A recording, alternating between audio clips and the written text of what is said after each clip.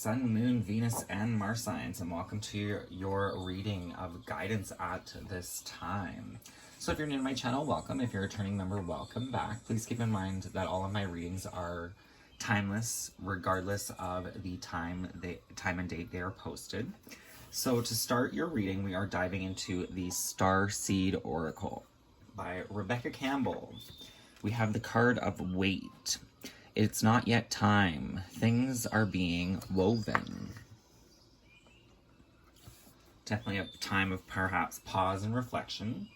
In our fast, loud, reactive, comparative world, where an instant response is so often expected and at times even a currency, it can feel almost impossible to take a breath, let alone give ourselves the space to rest, wait, and reset. We're so often in overdrive, expecting instantaneous results over and over again.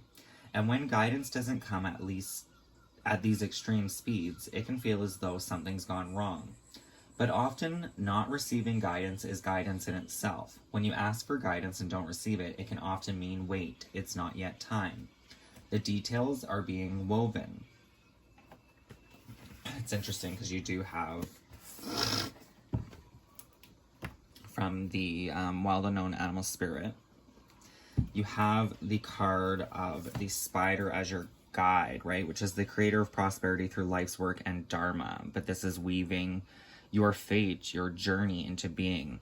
But the spider's web also picks up on sound vibrations, intuitive promptings. And from the Dreams of Gaia Tarot, you have the card of Heaven and Earth with the Eight of Fire, which can be the Eight of Wands, which represents communication and energy being exchanged, perhaps between you and the divine at this time through moments of stillness.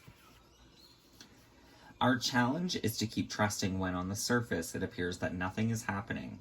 To remember that no matter how long or bitter the winter, spring does always come. To remember that you don't need to solve all of the world's problems in a single day, and that perhaps they'll be better solved with some perspective and a good night's sleep. This card is your permission to slow down, switch off, and rest. You're being reminded to have patience and to trust the mystery of life, to trust that things are being woven on your behalf. It may not be happening to the timeline you'd like, but if you gather up the patience, it will be orchestrated better than you can ever imagine. How can you slow down, be more patient, and wait? Your clarifying cards. Oh, that's quite foretelling. With the Ethereal Visions Tarot, we have the Five of Wands, which can be working with and or a struggle or competitiveness with other people. And then you have the Chariot card reversed. So the Chariot card is all about getting our ducks in a row and moving forward, but with a reverse, this really is a time of pausing and waiting. There may be like things that are kind of bothering you, you're trying to figure out solutions, but right now you just need to rest and recuperate, to calm the mind, gather your thoughts before proceeding forward. It's not yet time to put plans into action. Now, from the Dreams of Gaia Tarot, we have the Heaven and Earth card, as I mentioned.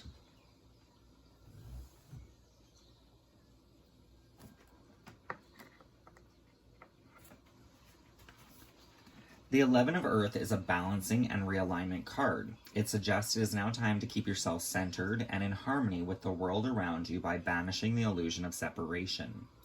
You are a spiritual being, a soul living in a physical body in order to experience and learn from life. You are here to learn from those experiences in order to grow and evolve. It is important to integrate and ground your belief in a higher power or the intangible here on the physical plane. Know that spirit, the divine, dwells in all things of earth, sky, and water. Honor spirit here on earth. To be spiritual does not necessarily require that you pray or follow a particular religious path. Spirituality is about connection. It is about taking a moment to watch a sunrise or sunset and to know at your center that you are part of something larger than your own life. It is about believing in more than what your senses experience. It is about believing in the mysterious, inexplicable, and unknowable. It is about nurturing and honoring your personal relationship with the land beneath your feet and the heavens above. Humanity and nature have a symbiotic relationship. We are dependent upon the world in which we live for our very survival. When we harm the planet, we do harm to humanity. It is important to establish a balanced and harmonious relationship with nature by living a life that has less impact, one that places fewer demands on the environment. Instead of claiming spaces as your own, remember that you share it, and do what you can to coexist with the flora and fauna that were there before you. Integrate nature into your home environment. It is important to know and understand how to live in accordance with the seasons and cycles, and how each animal and plant serves an important role in maintaining the stability of the ecosystems in which they dwell. To destroy one can lead to the destruction of the whole. So it's interesting, I was having this thought earlier about years ago, I can't remember if it was Canada or the United States, when election time was present, there was somebody that wanted to remove pesticides from our crops, which is actually really a smart thing to do, because if you, now that I'm actually thinking about it, I mean, we spray pesticides to protect our plants from being eaten by bugs and rodents, right? However, you're also spraying a poison onto the plants, which we then consume. So by killing other things, we're also killing ourselves. And that's just karma in its divinest form, really.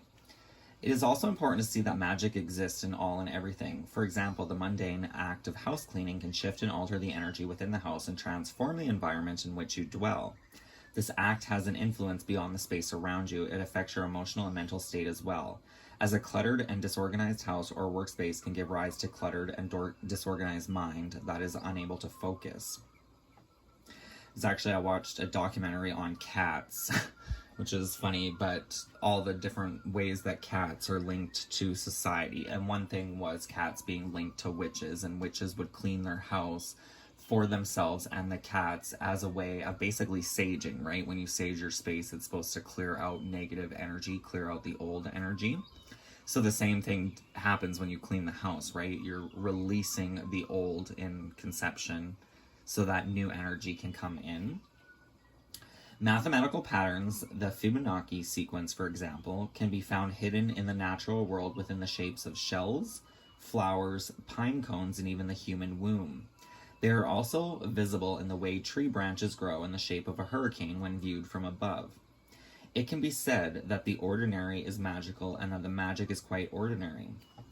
So the Fibonacci is basically this spiral shape here, right?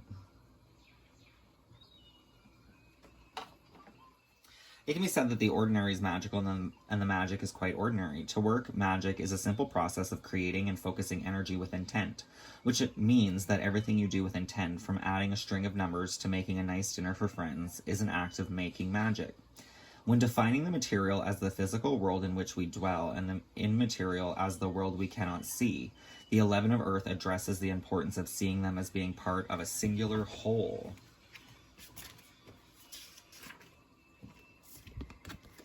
Then we come into the 8 of Fire. This is reminding me very much of your own energy, Aries. It's this kind of like fiery, feathery goddess here. But she's kind of seems like relaxed, at ease, because you may be communicating with the heavens above at this time through your senses. The 8 of Fire symbolizes transformation through action, change on a physical level that brings freedom and joy. Is it time to start a new job or quit one? Is it time to move house because the one you are living in restricts and hampers you? Of course, this isn't a time of making fast decisions, right? You are being advised to wait. It may be a call to weigh the pros and cons of certain things in your life, whether it's relationships, your house, your current city, things of that nature, your job. If you need to make real changes in your life, now is the time to do it. Now is the time to get off the couch, to act and transform yourself or your life, or to take an idea, a possession, something in your life or space, and repurpose or transform it. It may be something as simple as painting a room, making it brighter and lighter. Maybe it's time to clean house from one end to the other, banishing dust and cobwebs, getting rid of all that serves no purpose or is broken and unused. So that's 2 cards, speaking of cleaning house. So if your house is disorganized and a little chaotic, dusty, definitely a call to clean one's own house. This can actually be beneficial as well when you're in your head too much, just to do something, right? Do something in your control. Doesn't have to be big or crazy or anything, but then once it's done, you have a sense of purpose and calm because everything around you is in place and organized, which then, like the card suggests, can help bring your mind into an organized thought process. Regardless, this is a time of action and change, and it is a change that, once experienced, will bring you a sense of freedom, of weight lifted. You will feel reborn and will face the future with a renewed sense of purpose. Regardless of what, it is time to transmute one state of being into another. It's time to act and to enjoy. So the clarifying cards. We have the artist. So you may be drawn to forms of art, whether it's experiencing and exploring art or creating your own art. You have the moon, which is connected to your intuition, your subconscious, seeing beyond what the physical senses can see, right? It's like the moon can be very much connected to our faith and our belief system. It's believing that, you know, like God, the creator, something bigger is out there that is bigger and more powerful than us, and we are just part of life itself without needing physical proof that that being exists, right? It's our belief. It's our intuition. It's our deeper knowing.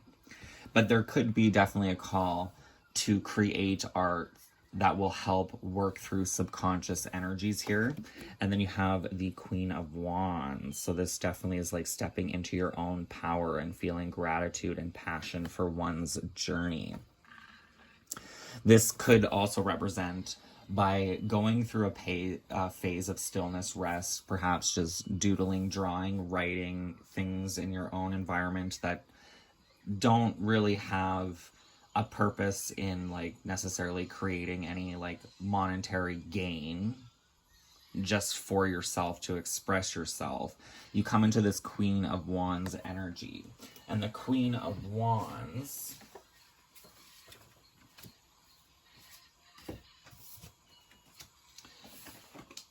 is all about putting our plans into action.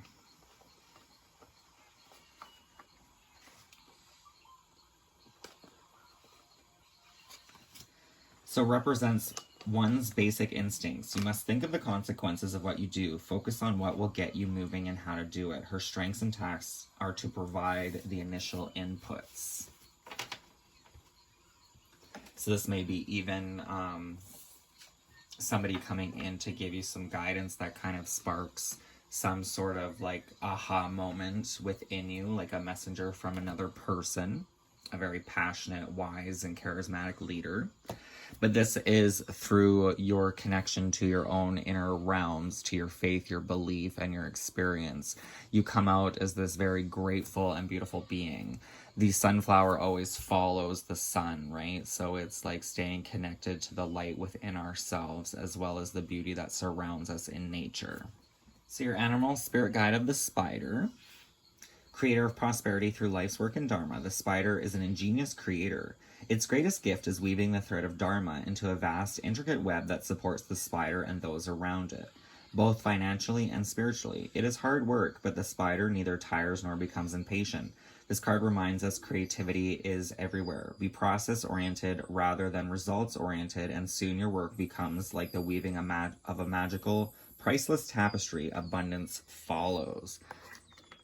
It's reminding me of this movie I watched the other night called, what was it, The Six Wives of Henry LaFay, I think it was.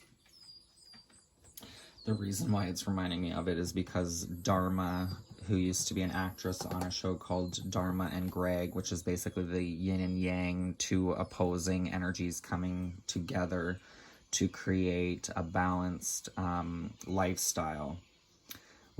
And her name was Dharma, right? So she actually was in this movie as one of the wives, and she was crazy and loving. Anyway, you might want to check it out. It was an interesting movie.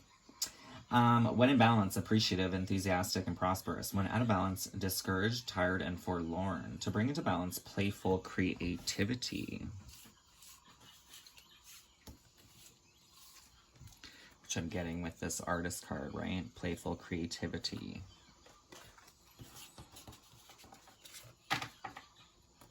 Doing something perhaps just for the sheer joy of doing it. Because you have been carrying a lot of weight on your shoulders with the Ten of Wands. Life could be feeling very burdensome at this time, or has been. But there's a call to connect with your dreams and fantasies with the Knight of Cups. Things that bring you some sort of emotional, like, enlightenment, but also kind of like relief, like a fresh breath of air. And then you have the Knight of Swords. So this emotional release, or perhaps even putting these burdens down, can help you better attune to your true desires and dreams and move forward with a more focused clarity and hopeful outlook on life itself. So I've gone ahead and reshuffled all the clarifying tarot cards that wanted to come out, and these are the 4 that want to be addressed. These are your main areas of focus. So you have 3 major arcanas here. You have the Moon, the Chariot, and the Artist. So with more major arcana than minor arcana, a lot of things are out of your control at this time. You don't have control over all of the threads of fate, right? Like, the world is not your responsibility.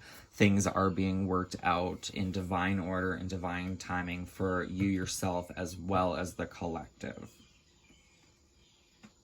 So the Knight of Swords is ambitious, highly motivated, action and drive. A confident and articulate young man who may act impulsively, visionary, but maybe unrealistic. He fights both bravely and foolishly, sometimes forgetting his armor or helmet. So the Knight of Swords can be kind of reactive energy, jumping in before thinking, right? That's what it's speaking of. Sometimes he can be depicted in this card without his armor or helmet, suggesting that he was so fastly moving into battle that he forgot to prepare for it.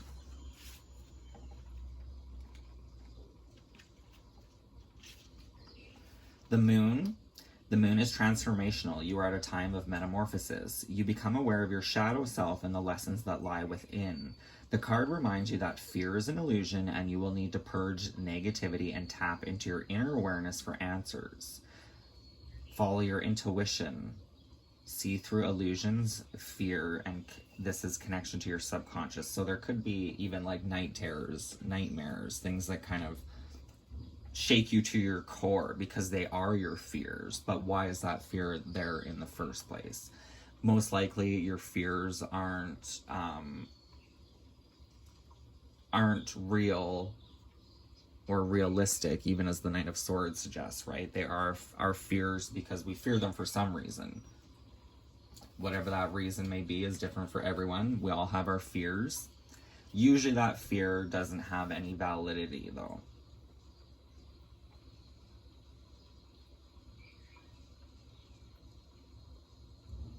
It could be a fear of a possible outcome of something, right?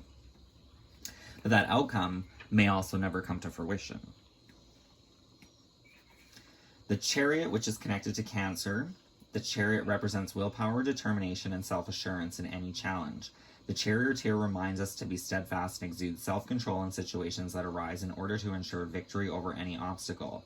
When it's reversed, it can suggest aggression, self-doubt, defeat, and loss of control. So you may very well be feeling in a very defeated type of energy at this time, which we all go through. That's completely normal. And then I would see the guidance as the Artist. The astrological correspondence is Ophiuchus, which I think, if I'm not mistaken, was actually supposed to be the 13th zodiac. Some people had brought up a long time ago. It was like, I'm pretty sure it's a new planet. The Artist is the vessel of creation.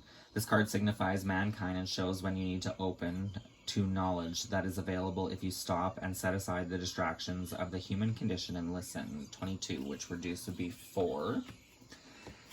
2 plus 2 is 4, which is the house of Cancer. So the moon, although it is usually described in tarot as being connected to Pisces, is Cancer's energy. The moon is Cancer's ruling planet. The chariot is Cancer's energy as well. Cancer is the basically the nurturing mother of the zodiac, the divine feminine, the moon, right? But this is like nurturing compassion and honor for oneself, the subconscious. It's kind of like your subconscious, your emotions are the ocean, and the moon itself is a magnet to that ocean. It picks up and pulls out what needs to be brought to one's attention, which then can be expressed through forms of artistry.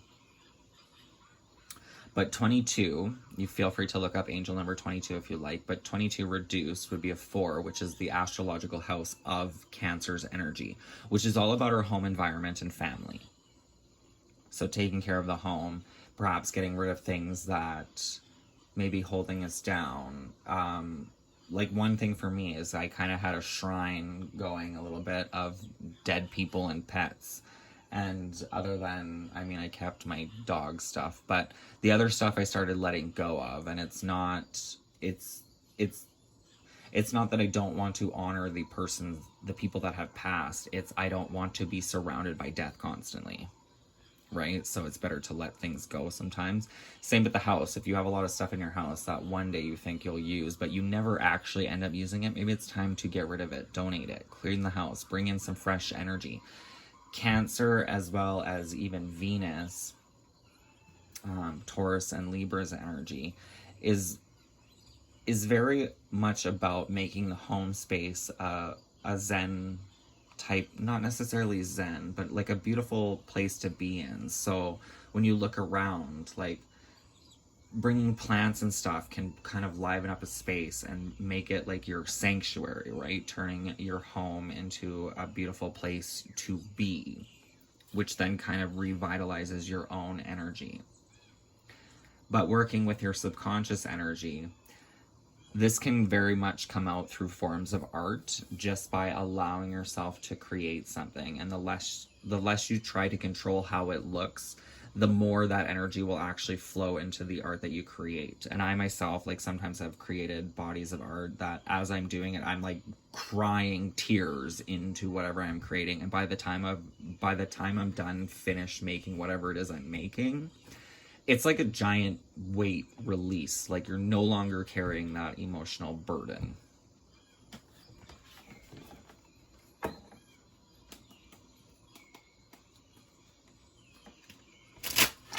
So let's get the closing message from the Avalon Magic Oracle. This deck right here. That card just wanted to fly right out at me. It's on the floor. Hold on. It's the same card that came out for, what was it, Sagittarius? Yes, Sagittarius. Which is a beautiful card because this card reminds me of the Six of Swords in Tarot. And the Six of Swords in Tarot basically represents overcoming sorrow and obstacles, leaving the past in the past and moving into brighter days. Live your own authentic life with courage to be your true self. Renew your focus. And then the next card, we have this kind of like king energy, right? So this is almost telling me like you have this beautiful like leadership quality, this king energy about you, and maybe you just don't see it for yourself. Be fierce, be brave, do things that challenge you. Search for your own sacred grail. Can I get one more? Thank you.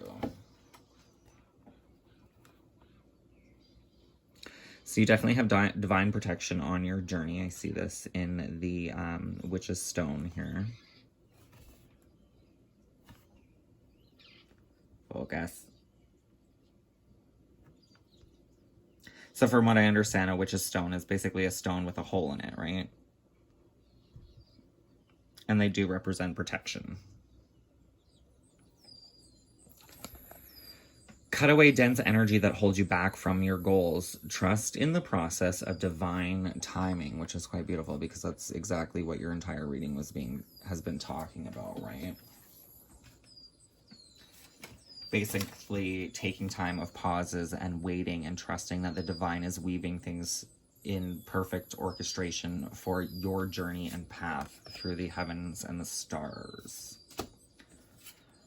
Sometimes you need to listen intuitively to your internal guidance, and other times you may like to create and manifest things that bring meaning to your life, or even just to your soul's evolution. So that is the reading I have for you at this time, Aries, Sun, Moon, Venus, and Mars signs. I hope it resonates. If it does, please feel free to like this video. Don't forget to subscribe, and I will see you next time. Many blessings. Live, love, and light. Take care.